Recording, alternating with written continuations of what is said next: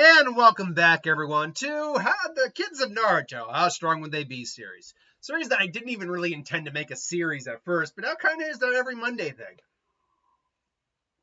And given my now penchant for pre-recording, it's easier to get shit done during the week, so I can get it done. Now, we do have to talk about one character I blanked on realizing I didn't talk about. We didn't do Sakura. I thought we did Sakura. We did Sasuke, Naruto, Hinata. But then I skipped the Sakura, went straight to Nechi. So, no, we got to talk about Sakura. So that's only fair. And, let's start with who should have been her husband. Let's be straight out honest. Rock Lee. What would the child of Rock Lee and Sakura be like? So as we established when we talked about Rock Lee with Hinata, the child of Lee doesn't necessarily inherently inherit his, I don't know what you call it, defect? I guess it'd be a defect. His defect for not being able to mold his chakra, because metal can mold chakra. So you would have the advantages of a kid who can use chakra, mold it, and have all the taijutsu training that Rock Lee would basically put under that kid's belt. But then you add Sakura's into the mix. And what does Sakura bring? Well, she brings excellent chakra control. She has the best chakra control of Naruto and Sasuke. At least in the early stages. Maybe after, maybe once Boruto out, maybe hers became better, although I actually kind of doubt that. She also she's an expert in Genjutsu, although that's really not utilized in part 1 very well. It's apparently used more in the light models than Boruto, but she also is pretty much immune to Genjutsu. But obviously, the two big things to talk about would be medical ninjutsu and her ability to use chakra to enhance her physical strength to dangerous proportions.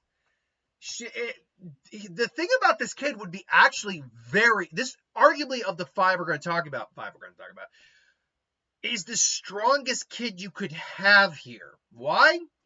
Because you're adding the actual skill and already natural physicality of Lee with the healing practices and chakra control of Sakura. You had someone with super strength who moves naturally as fast and hits naturally as hard as Lee with legitimate taijutsu put in there. You have someone who is literally going to be breaking bones and shattering people into pulp. And against let's say Jubidara somehow magically resurrects, my guy was able to go 8 gates and nearly kill his ass. Now you might be saying, well, what does that have to do with anything? Think about this, because there's the 100, I believe it's the 100 Hands of Healing and the Genesis Rebirth Seal. Essentially, Sakura is kind of nigh physically immortal. She literally has a regenerative capability so strong she can literally regrow her limbs. The only things that could theoretically kill her are a decapitation, which is not even confirmed, or like complete incineration. So, or just at least destroying her, like her midsection or something like that, like blow out her entire chest. You now add a healing capability like that onto the gates, which do more and more harm the higher levels you go, particularly with the last 2 gates, because the gate of death and the first 7th gate, burns through your sweat glands. The heat in your body is just going off crazy, and then the gate of death, you literally poke a hole in that chakra point near your heart, and your body kind of just burns itself out, literally. But if you're capable of actually healing from that, you are at minimum going to be able to just span the 7th gate without any issue, really. And the thing about the 8th gate is it burns your blood. That red hue isn't chakra. It's your blood literally boiling off. That's why in the 7th gate it looks blue, because it's your sweat boiling off. So I don't know 100% if someone with the Genesis Rebirth, the 100 Hands of Healing, could guaranteed survive the 8th gate, but you'd be able to use it for a lot longer. You'd be able to use it indefinitely for a while. Even if it is still a guaranteed kill, you add the super strength of Sakura with an immense regeneration going all the way up to the 8th gates. You've got arguably the most busted hand-to-hand fighter in all of Naruto right there. Hands down. But then again, you don't have to go that far into the gates. I'm just using it as an example of the potential. So yeah, I mean, Lee, this is arguably the strongest kid you could have had here. But another decently strong kid would be Kiba. An Kiba mixing with Sakura. Obviously, Kiba has the Inuzuka-like the techniques. Man, beast mimicry, fang over fang, tunneling fang, wolf fang, two-headed wolf technique, animal partner. And all these would be greatly useful to someone with, say, the enhanced strength of Sakura. But what actually would be very interesting here is what this could do for a medical ninja, because being an Inuzuka also means that you have enhanced senses, particularly your sense of smell. This means that you could probably detect health issues in people just by the smell of it. Smell it, kind of like how certain dogs can smell cancer cells. You can smell if something has gone gangrenous and started to rot. You might be able to smell certain poisons if your sense of smell is that heightened. Add on precise chakra control, add that with your nose, which is how they do that. And you have someone who would be an extremely effective medical ninjutsu specialist.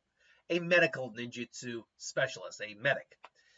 Now that being said, this would also still be a very skilled hand-to-hand fighter. It'd be a lot more savage than Lee, because now you're adding like the claws, the fangs, the slashing and grabbing into there. So it would be a different type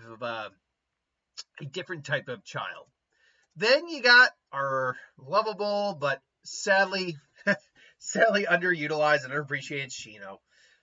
This is actually really interesting because if we can assume for a second that the insects, they feed on your chakra as part of a bargain, but if you're able to, say, you manipulate the chakra that they feed on, manipulate the bugs to a certain degree with your chakra, could you use the physical enhancing strength technique that you use in your punches and your leg kicks and all that in the insects? Because if you could do that, you would, in essence, turn the insects into a giant swarm of living bullets that are just going to like just annihilate someone.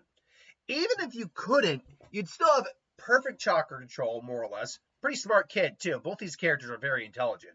But you now have a different avenue for medical ninjutsu, because the insects could allow you to do some very unique, invasive procedures. The insects could go in the body and see if they could, and with the help of, communicating with their host, you might be able to find specific issues and heal them from there, along with the insects. In theory, if they're connected to you with a proper symbiosis, could maybe, in theory, you channel your medical ninjutsu through the insect? I'm not saying that's likely. I'm just saying I'm throwing ideas out here.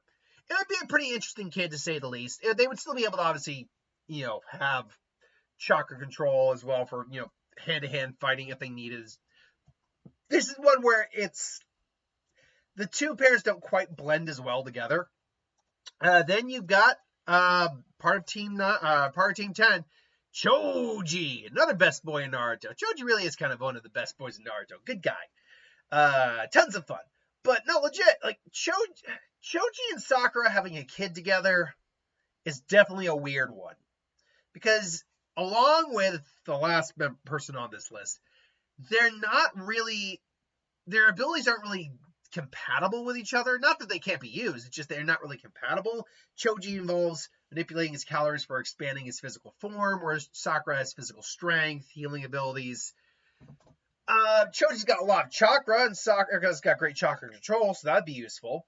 The one thing I can see happening here is if you add like the super expansion jutsu or even partial expansion jutsu, which already is amping your physical strength up immensely, and then you use the enhanced chakra punches as well, you are, even by Lee standards, the most powerful individual in Naruto at that point.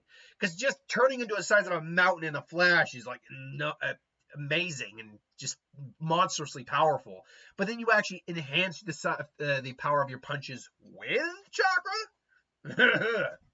The one fun thing I could see here, though, is if you're using a partial expansion to make a very large hand, or if you're just going all out and going to super expansion jutsu, if you maybe had a collective of people in your hand and then use the mystic palm technique, you could literally just hold a bunch of people in your hand and use it as a giant like healing chamber, more or less. So that's at least something you could do. But believe it or not, the one person who just does not gel with Sakura in terms of what the kid's potential would be is, let's get Shikamaru here a little bit more. There we go. Shikamaru.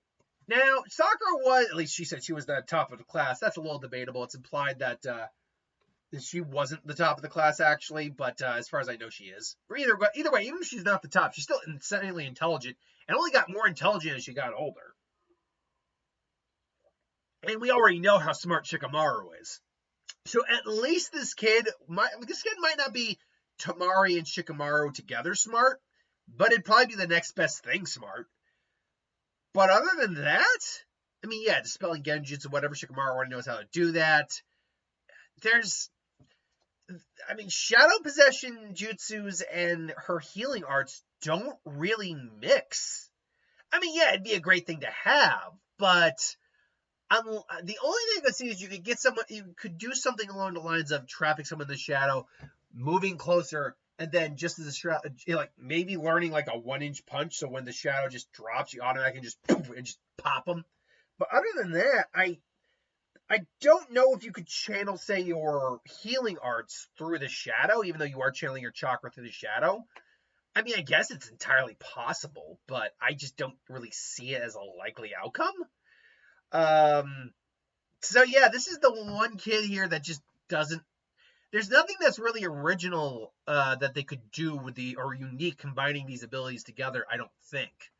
But this is just my opinion. I mean, maybe you have a better idea. We'll say that chakra control would be immaculate. Both these guys have really good chakra control. I mean, Sakura's got fantastic chakra control, and Shikamaru needs a lot of chakra control to do what he does. But I don't know. Anyway, though, that's my thoughts. Let me know what you think. Thanks for watching. Hope you enjoyed. See you next time.